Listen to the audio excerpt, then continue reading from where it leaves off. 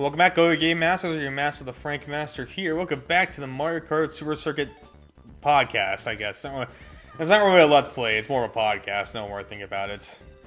And last time I demonstrated Grand Prix in the Mushroom Cup, and now it's time to demonstrate the Flower Cup and all its courses, essentially. Both the Flower Cup and the, essentially the extra Flower Cup, too. Oh no, I got raced against my ghost. Can I beat him? I guess only time will tell, huh? No, but real talk, I don't really care that much. So anyway, like I said, it's pretty much just like be chill because like right now I'm in the midst of like going into finals week. For me, though, it starts a little bit earlier, even though my finals week isn't until like the first week of May. The thing is, like I said, most of the projects I'm trying to get a head start on them because I don't know why. I don't know why, but also I just felt extra motivated to get them done this time around. Maybe because like I'm getting closer to the finish line, and I don't know. Maybe just I guess maybe usually in spring I have like a better mindset going into it. It's not the same kind of mindset I have like going like a winter break, because spring's coming. Like, spring's cool, almost done with school, got like 3 months off to myself to do whatever I please. I.e., let's play Wind Waker and stuff. But like, yeah, that's probably, I just feel very motivated to get stuff done. And once again, I do kind of feel somewhat compelled to show it, depending on what I get done. Because like, I think I found like a new custom to do like 3D modeling nowadays, rather than 2D drawing. Because for a brief while I was kind of considering like trying to become a 2D, like, how can I say this? I was kind of considering trying to get into 2D drawing. Fortunately, just never came to be. Oh shit, that's unfortunate. It's just, huh? Take that far up. I didn't realize that. Cool. It's just, but yeah, it's just. But in case you're wondering why I'm not boxed up in the game, because there's like it really is interesting. Is that really interesting to say about to say about this? To be honest with you, I figure as much.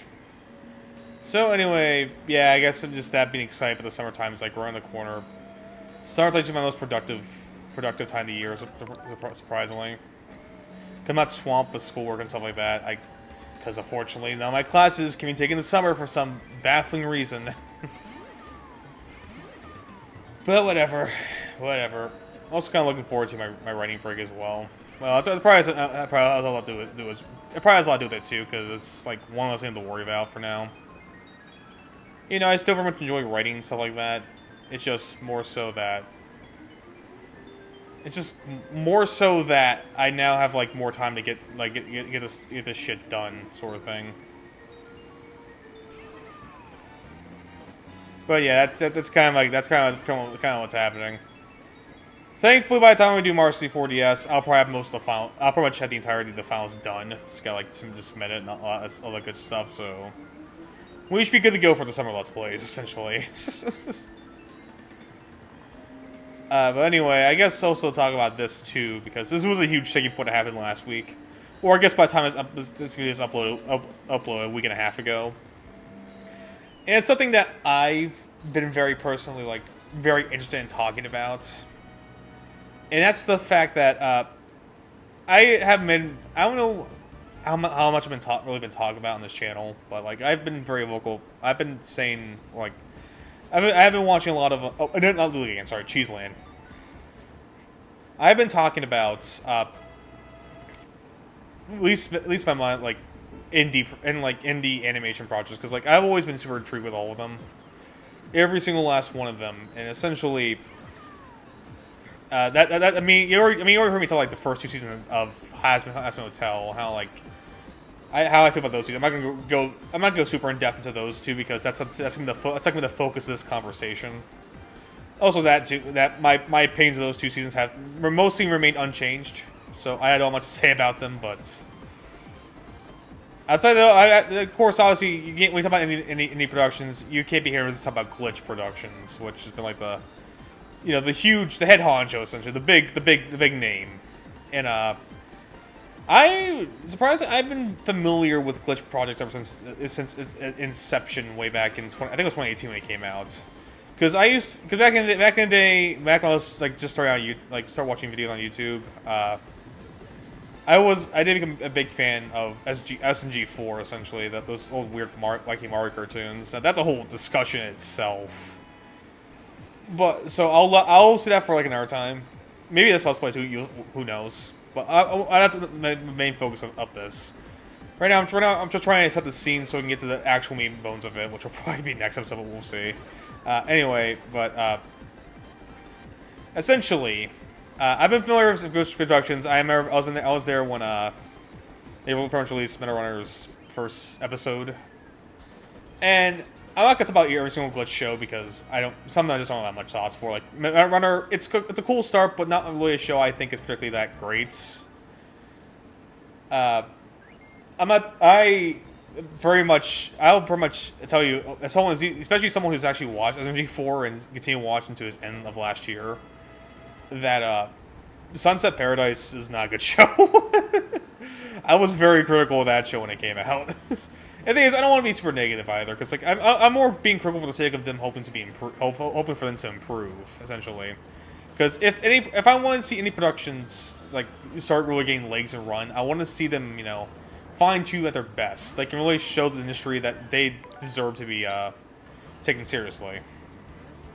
I think they've done more. Glitch has done more. I have nothing but respect for what Glitch when they've done. And they're not the perfect company, but like like I said, their ambitions and what they have done thus far, I have nothing but respect for them.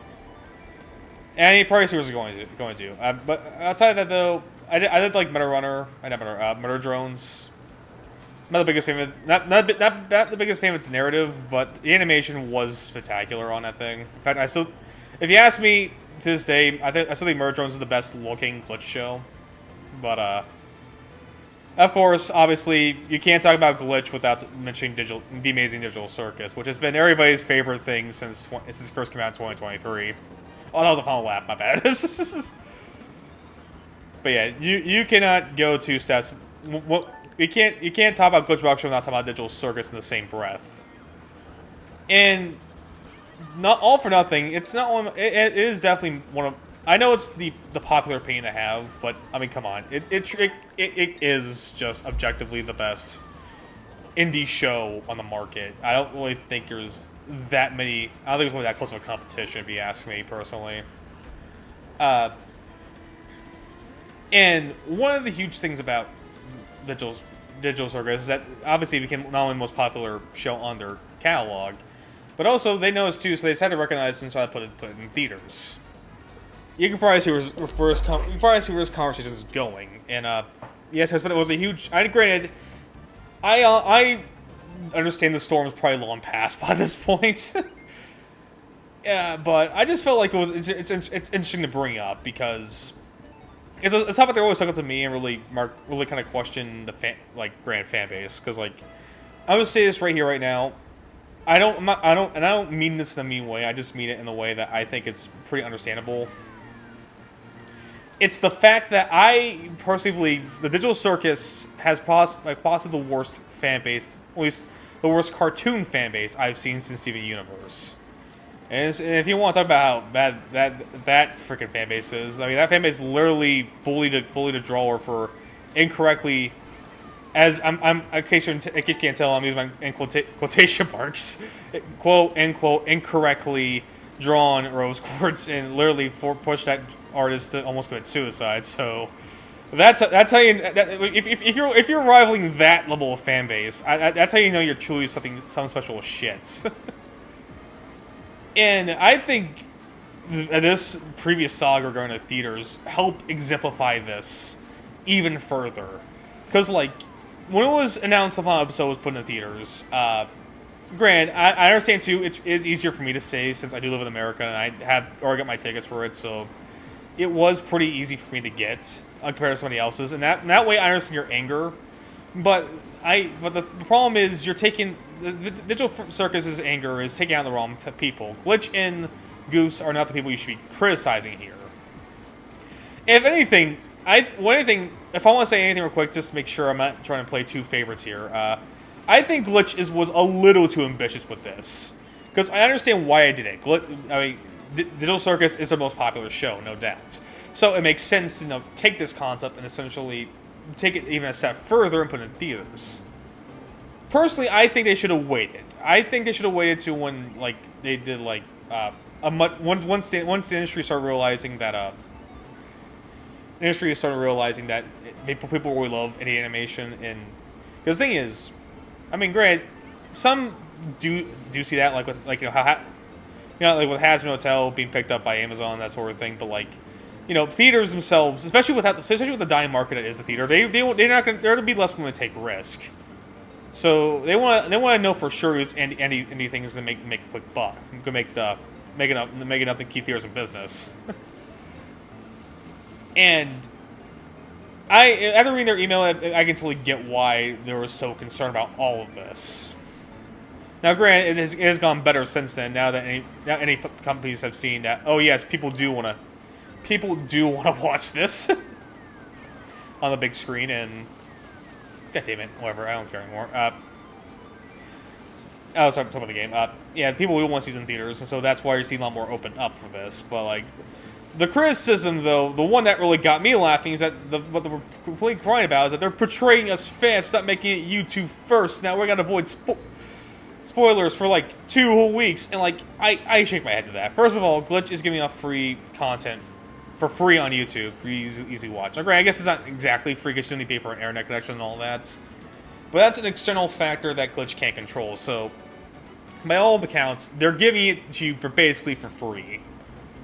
And for the finale, they're still giving it for free. Just you can pay a little to watch it a little bit earlier, because they're trying to make more of a noble ambition regarding this. And what real and the whole spoiler blaming Switch there's yes, I know. Are there gonna be assholes in the internet that are gonna spoil it? Yes, I won't be one of them. I'll be sure. Scout's honor. You can record this and submit to everyone do. I will not spoil it after watching myself in theaters. I'll wait until June 19th when it's out for everybody where my full thoughts on the series, because that's why I've not been talking about the show either. Despite my hyperfixation on it, is because I want to wait till it's over, so I get the full thoughts out essentially. But the whole spoiler thing, get out of here with that shit. That is such a first world complaint that I don't really want to hear it. First, I mean, if you're complaining about waiting for 2 weeks off internet, that tells you how dependent you are on social media. And the thing is, I get it. On one hand, I do get that kind of frustration. I don't want to be spoiled either. I remember when I was super excited for Endgame, the new Star Wars coming out, regardless of the quality of those movies. I was excited for them, and those were big name companies, also both big name franchises that also have their own things leading up to it. Similar to how Digital Circus has a bunch of episodes leading into this episode. Marvel had a bunch of little individual superhero movies leading up to that moment. Star Wars, of course, is Star Wars. So there was already things that can be built up for it. But the thing is, I had to wait. The thing is, back then I was a teenager, didn't have my own disposable income to go see it in theaters myself. So, sorry. So if that's the concern, sir, what I did back then, and what I think anyone should do if one avoid spoilers, just get off the internet. I know it's a weird concept, I know, but that's what I did. That's what I did to avoid spoilers. And I was fine, I just do other things for your life. Go outside, it's nice out in the summer. Usually, you just go for walks. I usually go hiking every now and then. I go for camping, I don't know.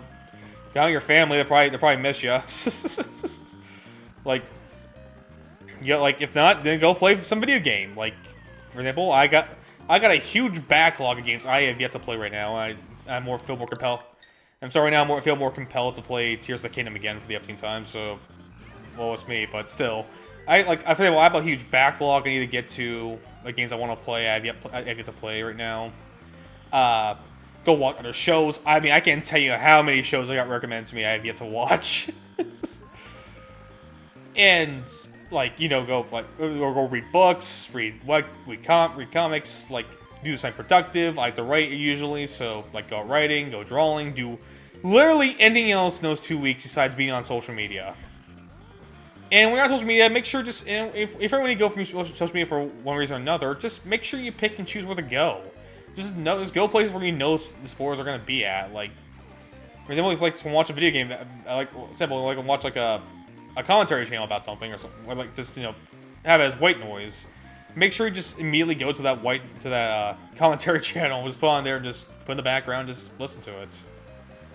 I just find this whole thing just more fascinating, just show how entitled the fanbase can be.